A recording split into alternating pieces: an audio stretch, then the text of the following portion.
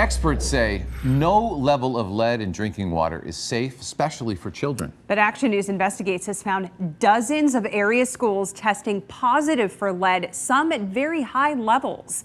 Investigative reporter Paul Van Osdol joining us now live with this story. Paul? Well, Pennsylvania does not require schools to test for lead in drinking water, so Action News Investigates filed public record requests with about 40 area school districts to see who's testing and what they're finding. Virtually every district found lead in its drinking water, and some levels were high. Here at Colfax Elementary in Squirrel Hill, as much as 31 times the EPA limit. At Broad Street Elementary in Butler, testing last year found lead levels nearly twice the maximum limit recommended by the EPA. The high lead levels were in the nurse's office. Why is that a concern? Because my daughter goes in there all the time to take her meds, so I really hope she wasn't drinking that. Records show Butler has recorded high levels throughout the district, including the high school cafeteria, forcing it to close water fountains and replace fittings. The EPA action level for lead is 15 parts per billion. Last year, Butler recorded levels as high as 31 at McQuistion Elementary, 51 at Britton Elementary, 59 at the high school, and 82 at the intermediate school. I worked in the city. Butler Superintendent Brian White says the district replaces any fixtures or fountains where lead numbers are high. How big a concern is it when you see levels that are 2 or 3 or 4 times that action level? Depends what the utilization of it is. If it's a custodial slop sink that no one's drinking out of, it's probably less of a concern. If it's something in a cafeteria, that's an incredible sense of urgency to get it resolved. Experts say lead can cause learning disabilities and behavioral issues in children. We know that it impacts a child's ability to learn in that environment. And so as a result, we have to be proactive and prevent the exposure before it occurs. Pittsburgh Public Schools recorded the highest lead levels in the region. Last year, the highest numbers were 371 parts per billion at Conroy, 468 at Colfax, and 919 at Oliver Citywide Academy. That's 61 times the EPA limit. The district says those high lead levels are at classroom sinks like this one, and they're labeled hand wash only, so students do not drink the water. Should parents be concerned that their kids might be able to get access to some of these sinks to drink the water?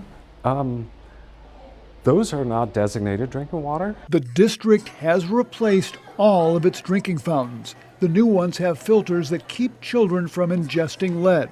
37 school districts gave Action News Investigates lead testing records. Only one of them, Northgate, found no lead in its water. One district, New Kensington Arnold, said it does not do any testing. In a statement, Superintendent Christopher Sefcik says he was told that all lead pipes and fixtures were removed and or replaced with steel-lined piping and non-lead fixtures years ago.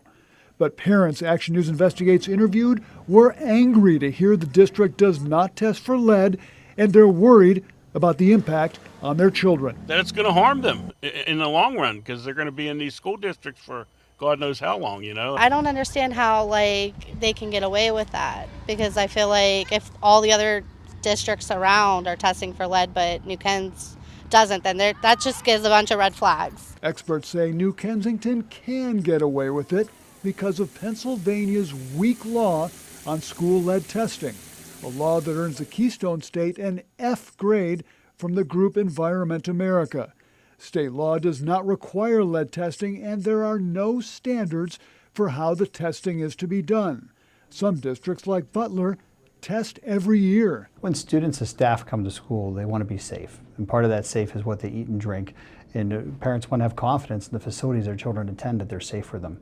Therefore, we test the water every year just to make sure they are safe. He says Butler's aggressive testing is influenced by a lawsuit that accused the district of failing to inform parents of high lead levels at Summit Elementary School in 2016 and 2017. The suit settled earlier this year. Hempfield and Charleroi have not tested for lead since 2017.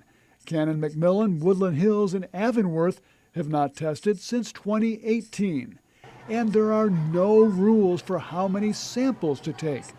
Beaver took 120 samples earlier this year from its 4 buildings. But Avonworth, which also has 4 buildings, took just 4 samples. Is that enough? It absolutely is not enough. They need to test all of the outlets where students have access to because the lead levels vary so much. Action News Investigates found some schools took no action, even if lead test results were high. In McKeesport, a water fountain in the administration building had 29 parts per billion, twice the EPA level. But the district declined to replace it when subsequent tests showed levels of 5 parts per billion. The state requires districts to remediate if lead levels are above the EPA action level. But the EPA itself says the action level is not a standard for establishing a safe level of lead. We know that 15 part per billion is not something that we should rely on. I call it a false narrative, frankly. We need schools to be able to take action for anything that has a presence of lead in a building. At WTAE.com and our mobile app, you will find a summary of the lead test results that we obtained. They include the last time the school district tested for lead and the highest level recorded during those tests. Reporting live in Squirrel Hill, Paul Van Osdol, Pittsburgh's Action News 4.